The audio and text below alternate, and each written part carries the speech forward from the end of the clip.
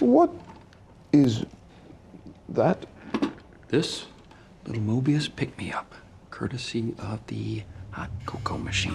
You have a machine for that. With Victor timely at the TVA, will the team be able to stabilize the time loom? What happened to General Dox and her men? Will Sylvie actively join the team now, or will she still be hesitant? And, most important of all, will the show be able to deliver another superb episode, after wowing us with the first 3 entries? Hi there, it's Micha. If you'd like to find out, then join me for this review video.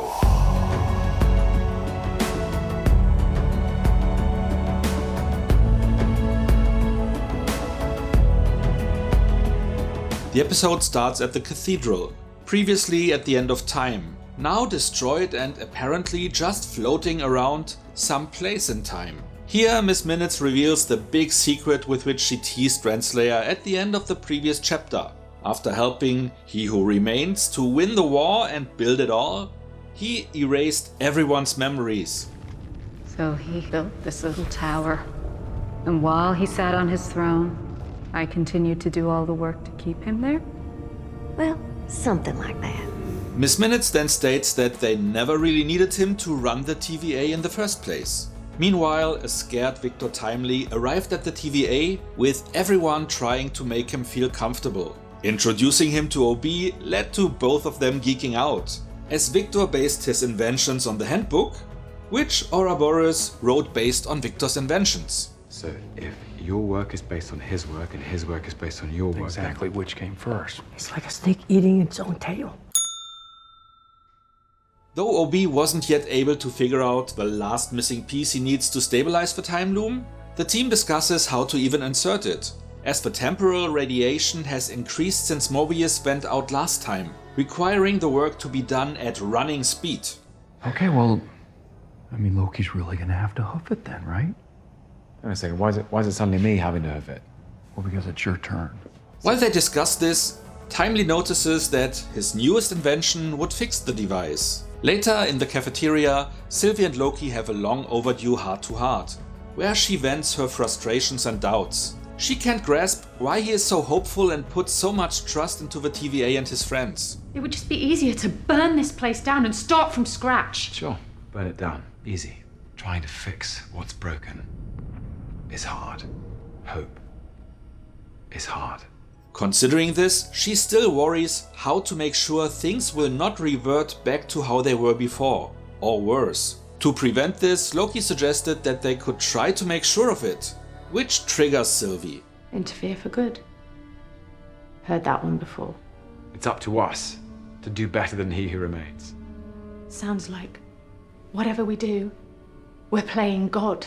In typical Loki fashion, he ends the discussion by a statement that, though true, doesn't really make Sylvie feel better. We are gods.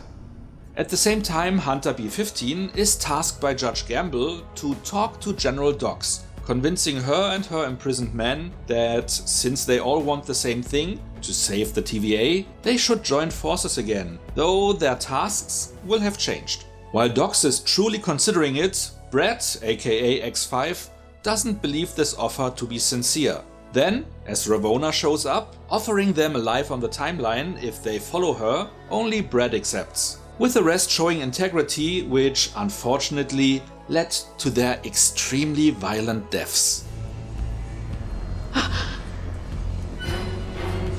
Next, Miss Minutes, having admin access, shuts everyone out of the TVA's network. Access denied. Did you download unauthorized games again? No, I'm not gonna make that mistake twice. And Hunter D90, after showing Timely to the Cocoa Machine, which the inventor even manages to improve,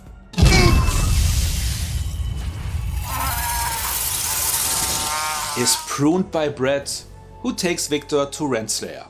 Thank God you're both okay. You're gonna talk when I say you can. You're gonna tell us where to find your device. While Victor stalls, Sylvie and Loki try to rescue him. As it turns out, this is the exact moment in time Loki witnessed prior when he landed in the future, revealing that it was him who pruned himself. just in time to get pulled out of a time stream by Mobius in the season premiere. They then talk to OB via phone, learning that Miss Minutes could be taken offline if he reboots the system.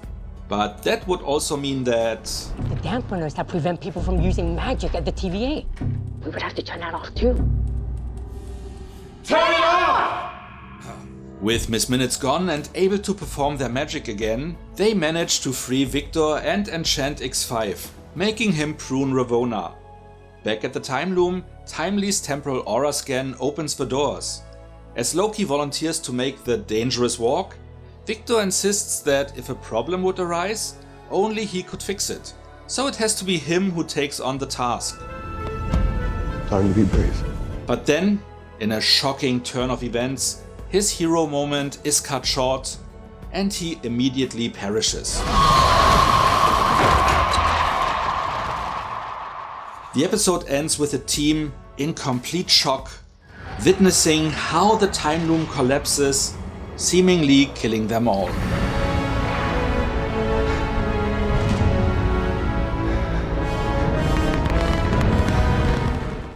Oh my, that ending resulted in me having tears running down my cheeks, as that event left us viewers almost as dumbstruck as the characters themselves. This is one hell of a cliffhanger that fortunately will be resolved soon. I mean, could you even imagine that to be the season finale? How cruel would that be?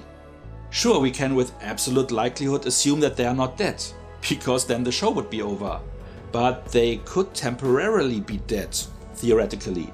Either the showrunners will come up with a way to save them, or this event will reset or reshuffle the whole TVA, maybe even the universe. Honestly, almost everything could be possible at this moment. And I'm really thrilled to find out what this may turn out to be. Maybe the TVA really is destroyed, and with all things reverted to a prior state, everyone working at the office finds themselves in their original place on their original timeline. If so, hopefully with their memories intact. We will find out soon. The clever thing here, and in this show in general, whatever they come up with will appear logical within the show's own parameters. As time and everything else works differently in the TVA, they can pretty much do whatever they want, plot-wise, even with their own time travel rules without contradicting the rules of the MCU. Very smart setup. Even without this spectacular ending, this was another great episode for so many reasons. First off, we have the scene between Loki and Sylvie everyone was waiting for, where they both made their point of view clear and both had solid arguments. That exchange also revealed a lot about Sylvie's mindset, helping us to understand her better. We hope that the TVA turns into something good. Then, we hope that Timely doesn't turn into He Who Remains or someone worse. That's a lot of hoping, Loki.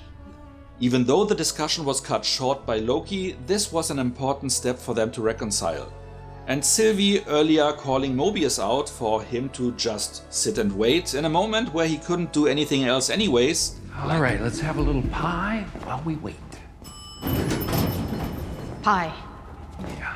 Come on, let's go and get some pie. Doesn't matter that the branches are dying. Likely foreshadowed that he will soon find out his real place on the timeline. You found out you're a variant, and you haven't even looked, have you? Doesn't matter if a few disappear, because you've never bothered to look if one of them was yours. And like I said before, maybe this is where everyone finds themselves anyways. The episode also answered many questions, like the secret Miss Minutes knew about Ravonna. Though I was wrong in predicting that to be about Sylvie's Nexus event, it nicely tied back to the conversation Loki heard on tape in a prior episode. Ravonna Renslayer, you are quite a marvel. We also found out who pruned Loki in the season premiere, and it was Loki himself. And we found out why Sylvie was there in the elevator. Nice way to tie things back together. I thought though that Loki, always being a step ahead, already figured that out when he picked up the time stick. However, when he actually saw himself, he looked surprised, suggesting that it only then dawned on him. Surprised me a bit, but this was just a minor issue I wish they would have done differently. They also showed us why the phone was ringing, with OB being on the other end, which totally made sense as Miss Minutes controlled all digital means of communication, and introducing a reboot as a way to temporarily allow the Lokis to use their magic was also a nice tie-in to Season 1, where we learned about this suppression field. We also found out that General Dox indeed was committed, leading to her demise and that of her men. Astonishing though that Renslayer only gave them seconds to consider her offer. But this is not a plot issue, but more showing us her character at that point, rather killing good people if they will not join her. Also a nice tieback, using the same contraption to kill the crew that Loki previously introduced. Quite rounded out writing in this show. Well done. And while Ravonna appeared a bit shocked by her own action but still went through with it, Miss Minutes was relishing their pain, further showing her devious and diabolical character, showcased even more by her using her last seconds while shutting down to insult Victor. You'll never be him. As she so far seems to be this season's big bad, way worse than Ravonna, don't expect her to be gone now. The last frame of her showed something suggesting she was stored on disk, so she will likely reappear soon. Will be interesting to see what will become of Brett, who at least was shocked and pained by his fellow Minuteman's death. Will he get a redemption arc or is his role over now? We will find out soon. Unfortunately, my worries turned out to be valid and Hunter D90 died in this episode.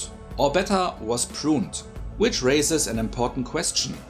At the beginning of this episode, they showed us that the cathedral is all but destroyed, and there is no land surrounding it anymore. In Season 1 we learned that pruned people would end up in a place close to the cathedral, so where do they end up now?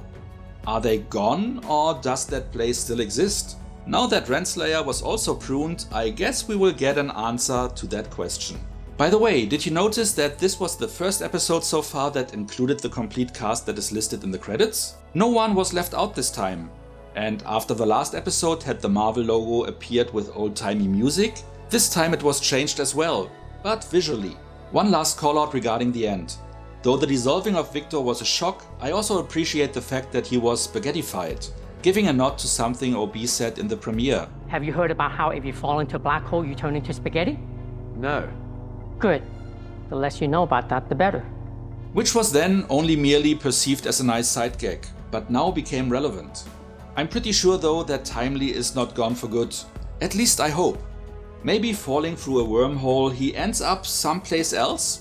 Maybe the loom collapsing will bring him back? Damn it, I want to see the next episode. Now! And with that being said, let's get to the rating. But before we go there, let me ask you to like and share this video if you enjoyed it so far. And if you are no subscriber yet, maybe consider to change that. By also hitting the notification bell, you will get a heads up for most of my new videos. Now for the rating. From my review so far, you can pretty much conclude that I really enjoyed this episode as well. It was answering a lot of open questions and did so in a clever way, bringing things full circle without feeling forced or constructed. In a really organic way. Kudos to the writers. It was also visually stunning once more, so kudos to the directors and the entire production team. And of course the acting was top notch as well. Add to this the very emotional ending and the shock we all felt, and you have another almost flawless episode. So far the show really makes me happy and restores my confidence in Marvel. Once more, fingers crossed to not jinxing it. I liked this episode almost as much as the season premiere. There was only very little I wish they would have done differently, which is complaining on the highest possible level. For all those reasons, I'm rating this episode with 9.5 out of 10 points. Now the stakes are extremely high. Will the show have a solid conclusion for this current cliffhanger?